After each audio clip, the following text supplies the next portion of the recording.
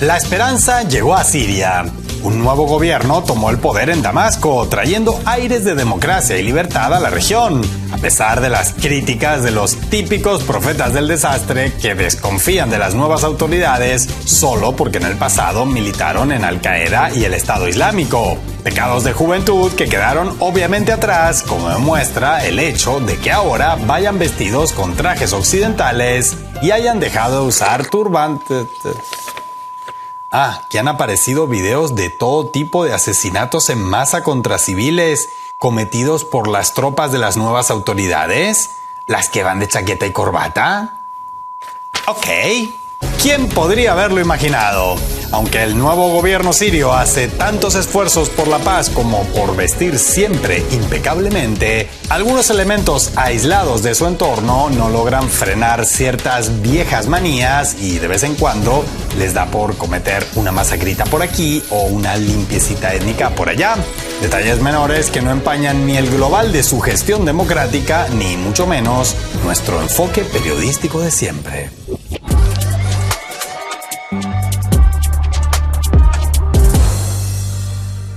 No era muy difícil de prever, pero las nuevas autoridades sirias, surgidas de Al-Qaeda y el Estado Islámico, se están comportando como si hubieran surgido de Al-Qaeda y el Estado Islámico. Después de un par de meses tratando de guardar las apariencias, con poco éxito, todo hay que decirlo, en estas semanas se lanzaron a un auténtico frenesí de asesinatos contra civiles, la mayoría del grupo étnico-cultural de los alawitas. A 3 meses de la salida del poder de Bashar al-Assad, la violencia se desbordó en Siria. Ojo, no es que desde diciembre de 2024 hasta la semana pasada la nación árabe fuera un remanso de paz, para nada. De hecho, todo apuntaba a que un estallido así era cuestión de tiempo. Aunque las altas autoridades interinas del presidente autoproclamado Abu Mohamed al-Julani ofrecen un discurso de unidad, inclusión y tolerancia, el hecho de que el gobierno interino esté conformado exclusivamente por un grupo fundamentalista altamente fanatizado hace que a ellos mismos les resulte tan difícil demostrarlo como a la mayoría de la humanidad creérselo.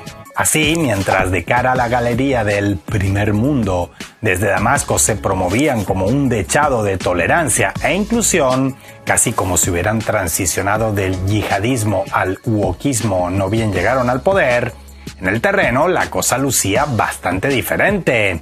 Los constantes abusos, humillaciones, maltratos y hasta asesinatos contra la población alawita y otros sectores que no se pliegan a esa especie de autopercibido wokjadismo, culminaron en protestas primero y un levantamiento armado después. Entonces, el interinato surgido del yihadismo, decidieron sofocar la rebelión de la manera que era de esperar entre personas que desarrollaron el grueso de sus carreras político-militares, cortando cabezas y exhibiéndolas como trofeo. Al menos 1 millar de civiles desarmados, pero seguramente muchos más, fueron masacrados de forma metódica en pequeños grupos. Según las bandas armadas fieles a al-Julani, los buscaban en sus hogares o se los iban encontrando por la calle. El criterio de selección fue puramente sectario, centrándose sobre todo en la población alawita de las zonas costeras de Latakia y Tartus. No importaba que se tratara de personas civiles, ajenas a cualquier levantamiento armado, ancianos, mujeres o menores. Ser alawita o de algún otro sector considerado sospechoso u hostil desde Damasco era suficiente motivo para ser pasado por las armas. Ni siquiera el hecho de estar en pleno periodo sagrado del Ramadán puso coto a la violencia indiscriminada de estos autoproclamados seguidores de Mahoma. Inicialmente, el tolerante e inclusivo al-Julani, que en meses recientes retomó su nombre de nacimiento, Ahmed al-Shara, justificó a sus hombres señalando que estaban luchando contra lo que denominó remanentes del antiguo régimen, sin abundar demasiado en que la aplastante mayoría de víctimas entre esos remanentes eran civiles desarmados. Sin embargo, la magnitud de la masacre comenzó a alcanzar cotas lo suficientemente grotescas como para acabar para siempre con la pretensión de la máxima autoridad de Damasco de presentarse como la versión siria de Nelson Mandela. Así, mientras las imágenes de tractores recogiendo cadáveres de civiles por las calles rodaban por las redes sociales, Al-Shara dijo o fingió sentirse sorprendido y conmocionado por lo sucedido. Criticó a los perpetradores como si fueran apenas un par de manzanas podridas en lugar de varias hectáreas de manzanos aguzanados. Prometió una investigación y a otra cosa mariposa. Otra drástica corrección tomada en este caso por las propias fuerzas progubernamentales consiste en advertir a sus integrantes que eso de masacrar y grabar la matanza en video resulta muy feo, así que a partir de ahora castigarán duramente a quien grabe. La versión yihadista de aquel chiste del borracho que lee un libro sobre los estragos del alcohol y toma una decisión difícil, dejar de leer. No sabemos hasta qué punto la estrategia de Damasco servirá para lavar del todo su imagen tras lo sucedido estas semanas, pero por lo pronto parece que funcionó muy bien de cara a la Unión Europea, que justo en estos mismos días emitió una invitación al canciller interino sirio a Bruselas, a la reunión para recaudar fondos para la reconstrucción de Siria. Lindo timing el del Jardín Europeo, ¿verdad?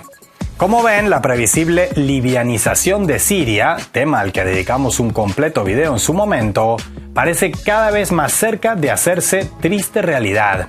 Un escenario que era mucho más fácil de prever que de desdeñar, por cierto.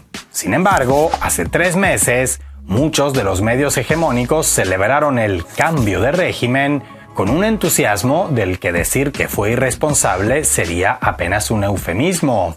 Hoy la mayoría de aquellos entusiastas se muestran sorprendidos y compungidos por los sucesos de estas semanas, como si hubiese sido algo imposible de vaticinar, mientras permanecen inusualmente callados o nos regalan titulares en los que una masacre indiscriminada de civiles se presenta como frenar la ola de violencia o apenas arroja dudas sobre la gestión gubernamental.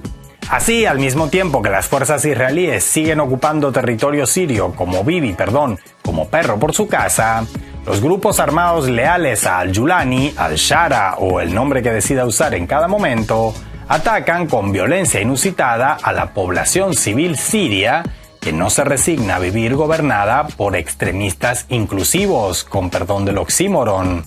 Una población que ahora busca escapar hacia Líbano o guarnecerse en las bases militares rusas de Jmeimim y Tartus, que ya acogen a varios miles de refugiados. No podríamos asegurar cuándo exactamente, pero obviamente las nuevas autoridades sirias entendieron, en algún momento de su etapa como yihadistas sin complejos a los que no les importaba el qué dirán, que su proyecto tenía mucha más viabilidad si dejaban de lado los atentados en París, Manchester o Madrid y se limitaban a cometer masacres en casa, más aún si las cometían contra grupos o gobiernos que resultaran geopolíticamente incómodos para el norte global. En estos años, los hechos les demostraron que siguiendo ese rumbo, gozarían de cada vez mayor impunidad y, en el caso sirio, podrían realizar actos decenas de veces peores que los atribuidos a las fuerzas de Al-Assad sin prácticamente enfrentar consecuencias por ello. Y así es como llegaron a la misma conclusión a la que tarde o temprano llegan todo tipo de grupos delirantemente fanáticos en todo el mundo, que el occidente colectivo no le perdona ni el más mínimo pecado a quienes desafían su dominio, pero a los que se arrastran ante ellos les tolera prácticamente todo.